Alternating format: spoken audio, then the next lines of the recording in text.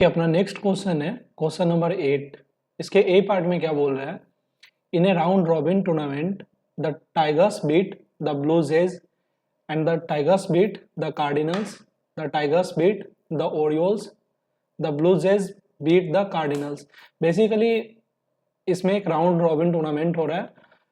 तो round robin tournament क्या होता है, ये वैसा टूर्नामेंट होता है जिसमें एक टीम बाकी जो भी बचे हुए अदर टीम है उनसे उन सारे टीम से मैच खेलेंगी। ठीक है, मतलब हर एक टीम हर दूसरे टीम से मैच खेलेगी। ठीक है, मतलब सारी टीम आपस में मैच खेलेगी, उसी को हम राउंड रॉबिन टूर्नामेंट बोलते हैं।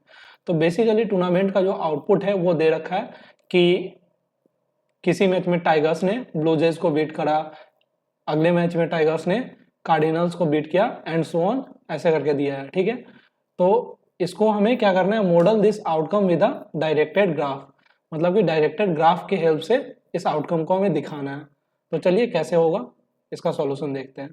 तो सबसे पहले जो डेटा दे रखा है उसको हमने लिखा है, टाइगर्स ब्लू जेज को बीट करा, फिर टाइगर्स कार्डिनल्स को बीट करा, फिर टाइगर्स ओरियोल्स को बीट करा, फिर ब्लू जेज ओरियोल्स को बीट करा, फिर ब्लू जेज कार्डिनल्स को बीट करा, फिर कार्डिनल्स ओरियोल्स को बीट करा। ठीक है, तो बेसिकली डायरेक्टेड ग्राफ में क्या होता है, अपना डायरेक्शन बनाना होता है। जैसे कि टाइगर्स ने ब्लू जेज को बीट करा तो क्या करेंगे, सबसे पहले तो अपने पास चार अलग अलग टीम्स है। ठीक है, टाइगर्स है, ब्लू जेज है, ओरियोल्स है और कार्डिनल्स है। तो चारों टीम को हम लोग चार वर्टेक्स पे डिनोट कर लिए हैं। ठीक है, उसके बाद क्या है, टाइगर्स ने ब्लू जेज को बीट करा, कार्डिनल्स को बीट करा और ओरियल्स को बीट करा। तो टाइगर्स से निकलते हुए तीन अपना एरो बनाएंगे किसकी तरफ, या तीन एजेस बनाएंगे इन तीनों टीम की तरफ। ठीक है, तो टाइगर्स से ब्लू जेज की तरफ एक अपना एज हो गया, डायरेक्टेड एज हो गया।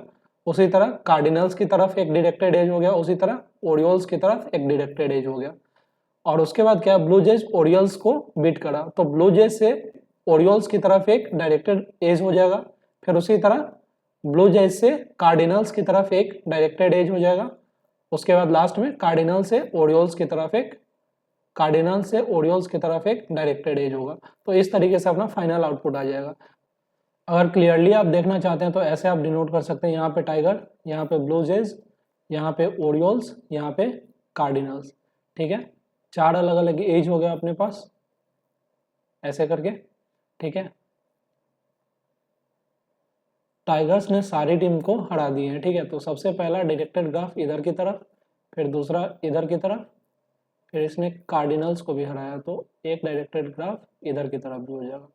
फिर क्या है, ब्लू जेज ओरियल्स को हराया तो एक डायरेक्टेड ग्राफ इधर की तरफ हो जाएगा अपना, और फिर ब्लू जेज ने कार्डिनल्स को भी हराया तो एक डायरेक्टेड ग्राफ इधर की तरफ हो जाएगा अपना।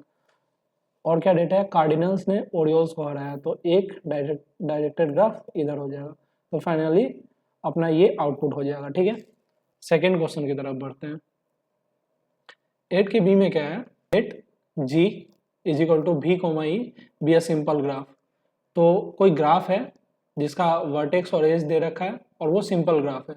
सिंपल ग्राफ मतलब कि कोई सेल्फ लूप नहीं होगा, कोई मल्टीपल एजेस नहीं होगा, कोई पैरेलल एजेस नहीं होगा और कोई डायरेक्शन नहीं होगा एज का। ठीक है, तो सिंपल ग्राफ मतलब यही होता है। आगे क्या लिखा है, let R be the relation on V consisting of pairs of vertices you V, मतलब कि आर एक रिलेशन है जिसमें क्या है अपने पास, वर्टिसेस यू भी है, such that there is a path from u to v, मतलब कि यू से भी एक पाथ होगा। तो पाथ का डायरेक्शन नहीं होगा, क्यों, क्योंकि ये सिंपल ग्राफ है। ठीक है, और आगे लिखा है और such that u is equal to v, मतलब u और v जो है वो इक्वल है। तो शो करना है कि r इक्विवेलेंस रिलेशन है। तो कोई भी रिलेशन इक्विवेलेंस कब होता है, जब वो रिफ्लेक्सिव होगा, सिमेट्रिक होगा और क्या होगा, ट्रांजिटिव होगा, है ना।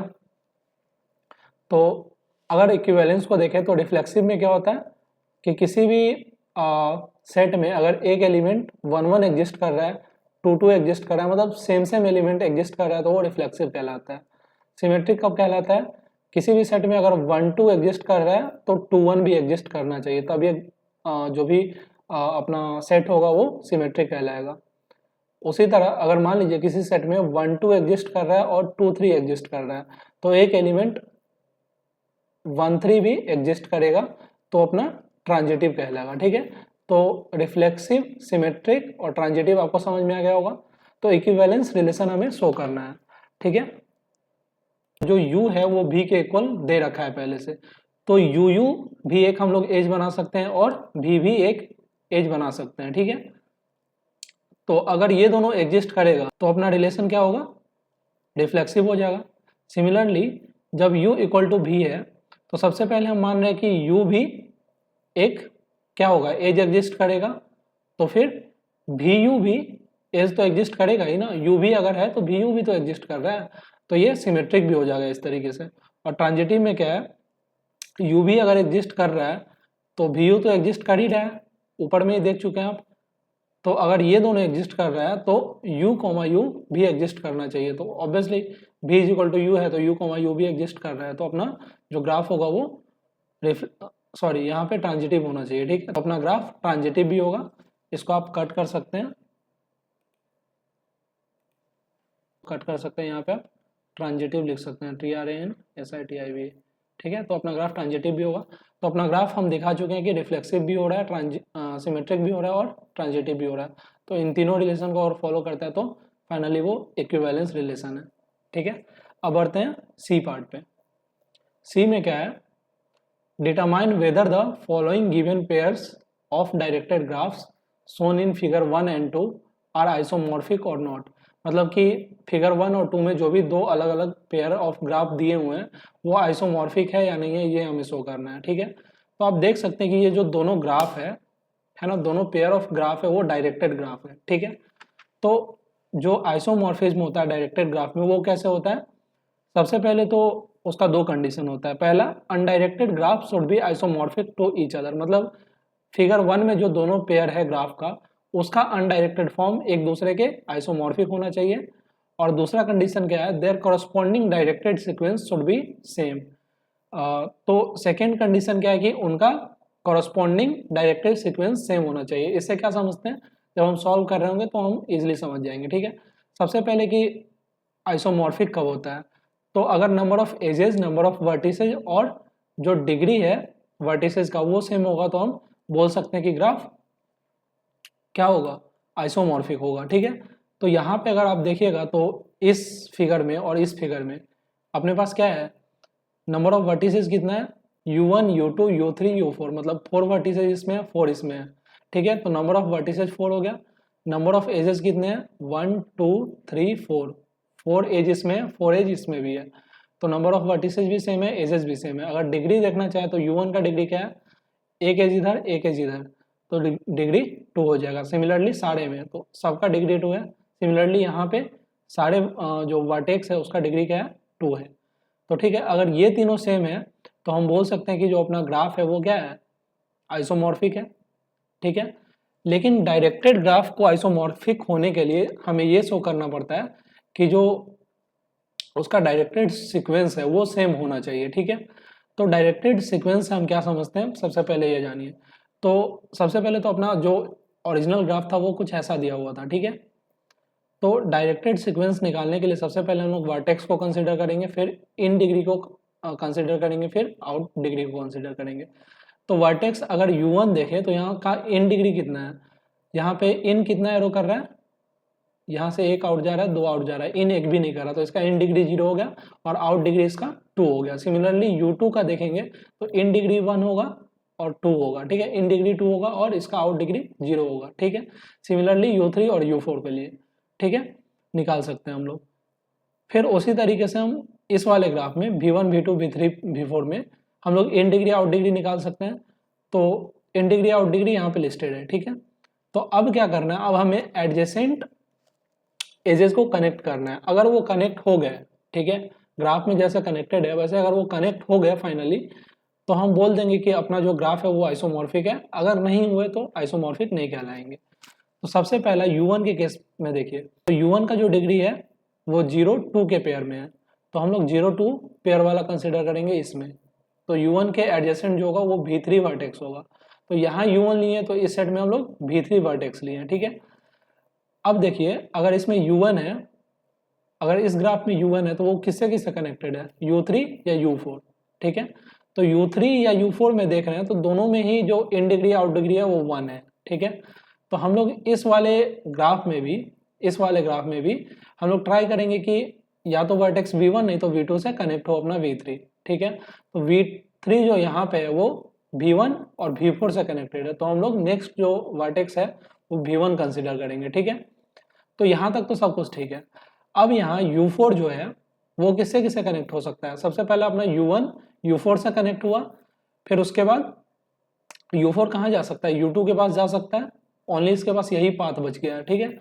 तो U2 के पास गया, तो U2 के पास गया तो इसका इन डिग्री आउट डिग्री क्या हो गया, 2 0 हो गया, ठीक है। तो अब अगर हम यहाँ पे इस वाले ग्राफ में देखना चाहें तो इसमें V4 का जो इन डिग्री है वो 2, 0 है।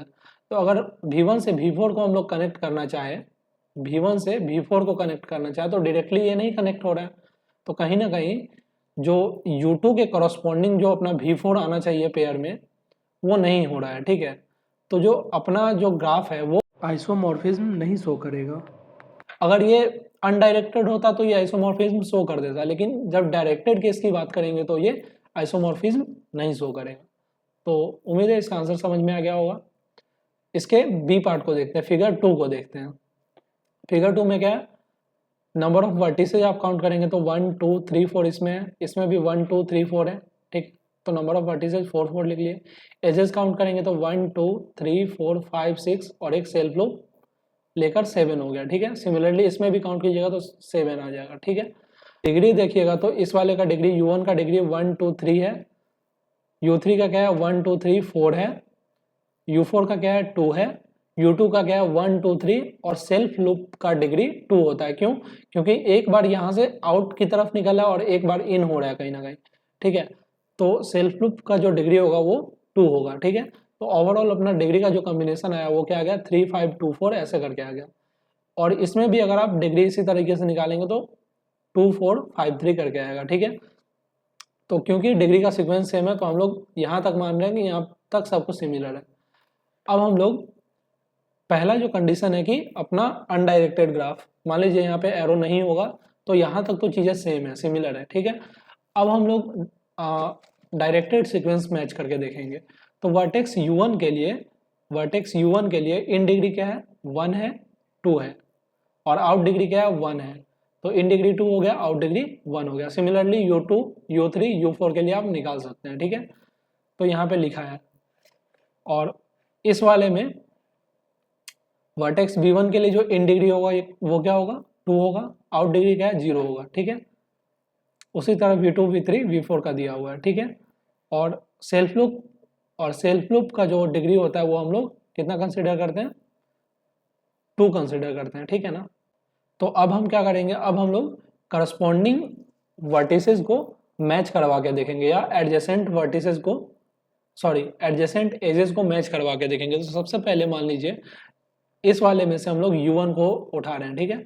तो U1 में 2 1 है अपना डिग्री का कॉम्बिनेशन। तो U1 के कॉरस्पॉन्डिंग यहाँ से कौन से एज हम लोग ले सकते हैं 2 1 ले सकते हैं, आई मीन वर्टिसेज ले सकते हैं। तो 2 1 वाला वर्टिसेज है V3, तो V3 को ले सकते हैं। तो U1 के कॉरस्पॉन्डिंग अब V3 हो गया, ठीक है। और हम U1 से अब मान लीजिए U2 को कनेक्ट कर रहे हैं, ठीक है। तो 2 1 के कॉरस्पॉन्डिंग हम लोग 2 3 को कनेक्ट कर रहे हैं। तो अब हम लोग V3 से ट्राई करेंगे कि अपना V4 कनेक्ट हो।